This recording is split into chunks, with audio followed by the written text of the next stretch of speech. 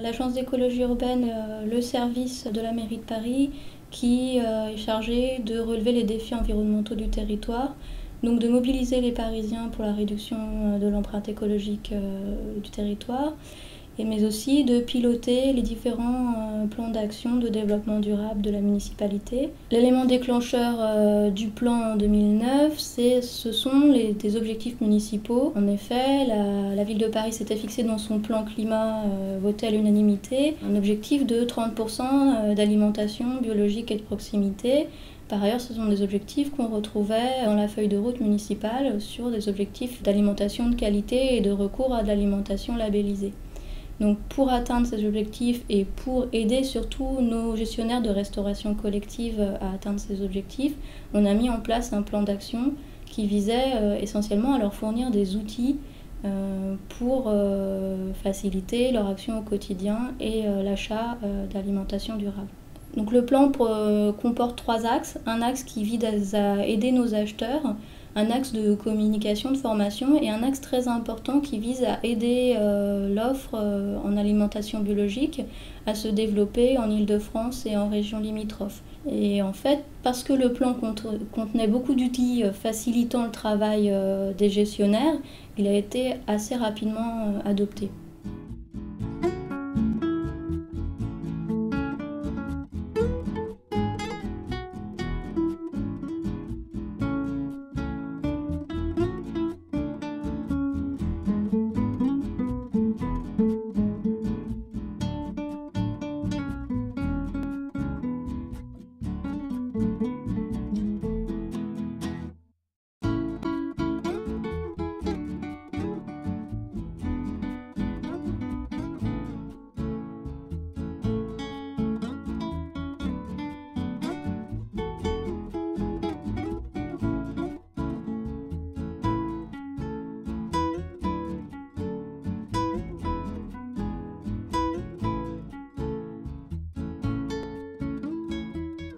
Cette carte représente en fait les modes de production de la restauration scolaire à Paris. Vous avez chaque petite barre horizontale ou verticale représente une école, essentiellement du premier degré. On a aussi des petits ronds qui représentent par exemple ici ou ici des collèges. La deuxième chose intéressante sur cette carte, c'est qu'elle représente donc les modes de production avec essentiellement les arrondissements qui sont en bleu ici. Sont des arrondissements qui utilisent la liaison froide comme mode de production. On a les arrondissements du centre qui sont en violet ici, donc le premier, le deuxième et le troisième qui sont en achat de repas avec une société de restauration extérieure. Le mode de production, c'est toujours, le mode de gestion, c'est toujours la régie, mais on a un achat de repas avec un prestataire extérieur qui prépare les repas. Et les autres arrondissements, donc tout le sud et l'ouest parisien, sont essentiellement en mode de production soit sur place, soit en liaison chaude. Chaque petite barre isolée en orange va être une école qui a sa propre cuisine intégrée avec son réfectoire dans l'école. Et chaque petit chapeau, par contre, va représenter une cuisine centrale ou un centre cuiseur qui va desservir une école, plus quelques écoles aux alentours. Généralement, c'est 3-4 écoles au grand maximum. Alors, en fait, dans chaque caisse des écoles, les repas sont élaborés par une commission des menus, qui est, on va dire, orientée par un travail de diététicienne, qui vont établir, selon des critères assez précis, notamment, il y a une réglementation en France qui est extrêmement précise sur l'alimentation. Et cette diététicienne va proposer à une commission des menus qui est composée d'élus de l'arrondissement, de parents d'élèves et voire d'enfants, différents types de menus. Et les menus vont être choisis de manière collective par cette commission des menus.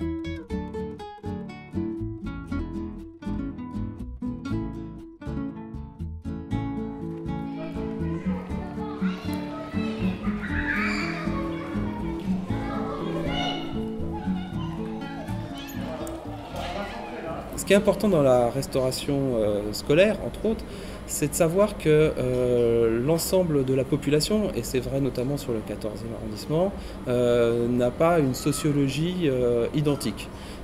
Des enfants, malheureusement, sont en difficulté, notamment à cause de la crise, sont dans des difficultés réelles et n'ont pas la possibilité de manger convenablement, voire même pour certains pas du tout le soir. Et le rôle social des caisses des écoles, c'est notamment d'apporter des repas équilibrés aux enfants en leur permettant de manger de tout, y compris des produits carnés. La France a pour ça un outil important dont elle s'est dotée, c'est le GMRCN qui impose une certaine fréquence, y compris dans les féculents, y compris dans les fruits et légumes, y compris dans les laitages et les produits carnés. Il y a une vraie volonté de diminuer en effet les produits carnés des fois dans les réflexions. En 2006, à sein de la Caisse des écoles, on a réfléchi sur la façon d'obtenir une plus importante part d'aliments biologiques. Et nous avons rencontré différents fournisseurs. Nous avons conclu de ces échanges de 2006 qu'il fallait non seulement que l'on réduise nos points de livraison, qui sont aujourd'hui au nombre de 15, car en effet l'agriculture biologique n'est pas structurée comme l'agriculture conventionnelle et il n'était pas en capacité de nous livrer tous les jours sur 15 points de livraison au sein d'une agglomération qui comporte un certain nombre de trafics routiers. En sein des achats de la Caisse des écoles, nous sommes dans une réglementation de type européenne, puisque en effet la Caisse des écoles a quand même un gros volume d'achats, à peu près 3 millions d'euros d'achats alimentaires. C'est donc un niveau suffisant pour passer ce qu'on appelle des appels d'offres européens. Et ces appels d'offres ne nous permettent pas d'avoir des produits purement locaux. Donc notre définition est du produit de label européen. Maintenant, dans la réalité des faits, les sources d'approvisionnement sont principalement locales, mais pas exclusivement. Alors, quand on a défini la notion d'agriculture de proximité, on a considéré comme étant proximité Île-de-France plus les régions touchant l'Île-de-France. Pour ce qui est des démarches d'acquisition foncière ou d'aide à la conversion, on va travailler sur là où sont nos aires d'alimentation de captage. Donc ça va être Seine-et-Marne, Yonne, et puis Eure, Eure-et-Loir. Et Haute-Paris a une politique à la fois d'acquisition foncière sur les aires d'alimentation de captage pour placer des agriculteurs biologiques sur les terrains qu'elle acquiert. Et en plus de cette politique d'acquisition foncière, une politique d'animation et d'aide à la conversion des agriculteurs en place sur les aires d'alimentation de captage qui souhaiteraient s'engager dans l'agriculture biologique, avec un accompagnement à la fois technique et financier. La principale source de produits locaux sont tout ce qui vient des céréales, y compris sur les produits transformés de type pâtes, ainsi que le pain qui est bio tous les jours. Inversement, les fruits, vu que la région Île-de-France est assez pauvre en termes d'arbres fruitiers, proviennent principalement soit des régions un peu plus éloignées françaises, soit en effet d'Italie principalement.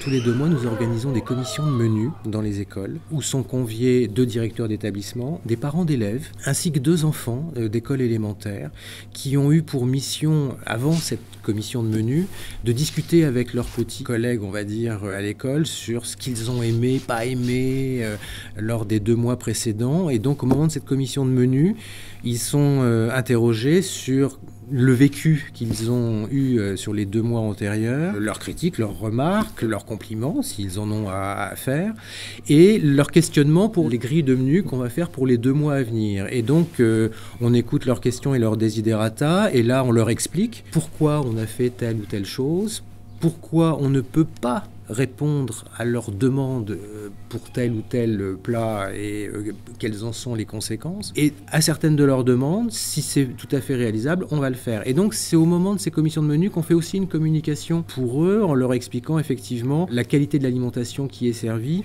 et on en profite effectivement pour leur expliquer un peu mieux ou en complément des informations qu'ils pouvaient avoir. Pourquoi est-ce qu'on fait des repas végétariens? Pourquoi est-ce qu'on fait du bio? On met effectivement ces éléments de qualité dans la restauration quotidienne. Le principe de fonctionnement de la Caisse des écoles du 2e arrondissement, c'est le principe de la liaison froide parce que malheureusement nous n'avons pas de cuisine centrale dédiée et la seule possibilité est le prestataire que nous avions jusqu'à présent et qui a été reconduit dans le cadre du nouveau marché, qui cuisine dans une cuisine de la ville de Paris qui leur est attribuée dans le 18e arrondissement, donc il y a une notion de proximité qui est très intéressante.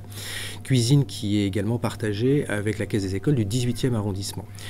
Cependant, maintenant, si nous partageons la même cuisine, comme nous avons, que ce soit le 18e ou le 2e, des cahiers des charges qui sont différents, en termes d'exigence, les chaînes de production sont un tout petit peu différentes, mais tout se passe vraiment sans aucune difficulté et sans aucun problème. Donc le fait de pouvoir apporter une exigence sur une augmentation en termes de produits de qualité dans un cahier des charges, il peut y avoir un léger surcoût. Maintenant, effectivement, tout ça est négociable aussi lors du passage d'un marché public. Si on le fait sous forme de MAPA avec une phase de négociation, on peut se mettre autour d'une table et puis rediscuter des tarifs.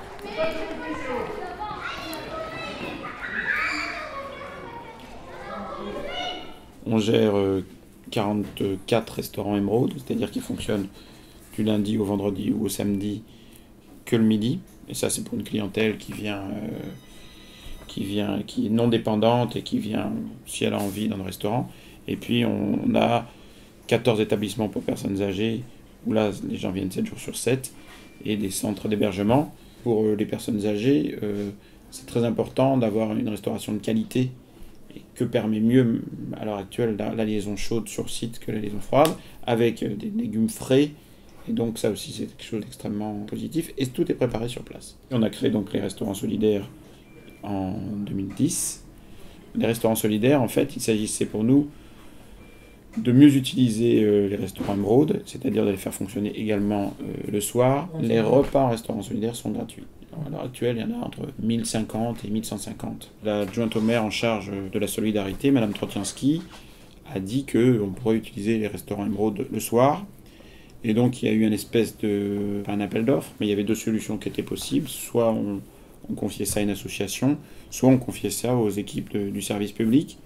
On a monté un projet pour expliquer en quoi, effectivement, les équipes du service public étaient plus à même de mettre en place ce projet qu'une association. Et c'est de là que donc l'exécutif municipal, Madame Trotianski, a accepté ce projet, l'a porté, nous a soutenus, et donc ça nous a permis d'enclencher après toute la procédure. On a rajouté du personnel, et c'est comme ça que le projet a pu voir le jour. Ce que nous on voit techniquement, donc c'est pas une impossibilité, puisqu'on a quand même 40 restaurants émeraude, on pourrait faire de nouveaux restaurants solidaires. Malheureusement, on va dire que le climat social fait qu'il y aura toujours un besoin.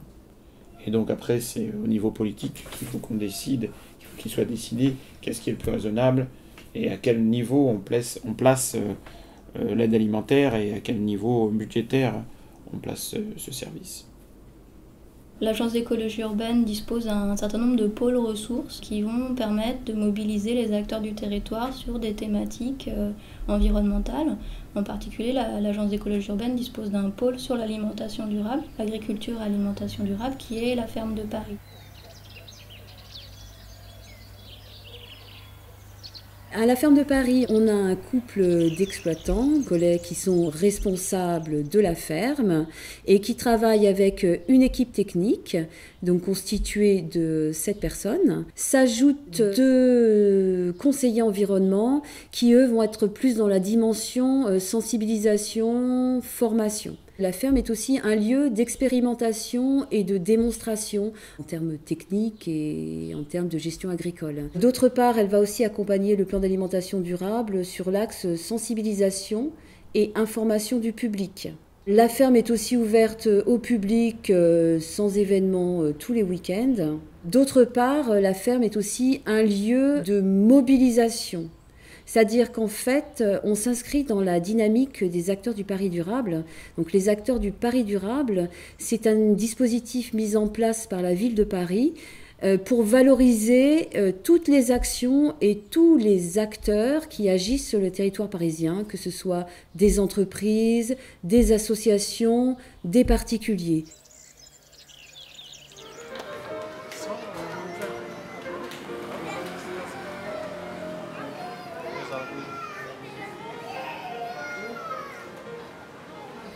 Avant de lancer le plan alimentation durable, on a réalisé un diagnostic, un état des lieux de notre demande, de nos processus d'achat et un état des lieux de l'offre disponible en Île-de-France et en proximité. Et le plan d'action lui-même contient un certain nombre d'études qui nous permettent de préciser notre action, de la rendre plus cohérente.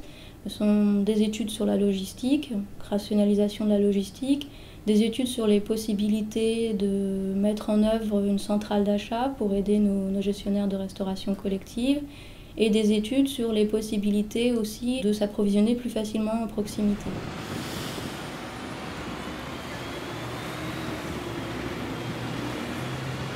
Au final, on a maintenant une bonne interaction entre ces différents gestionnaires et un bon dialogue qui s'est instauré avec un partage du retour d'expérience qui permet aussi que la démarche s'améliore.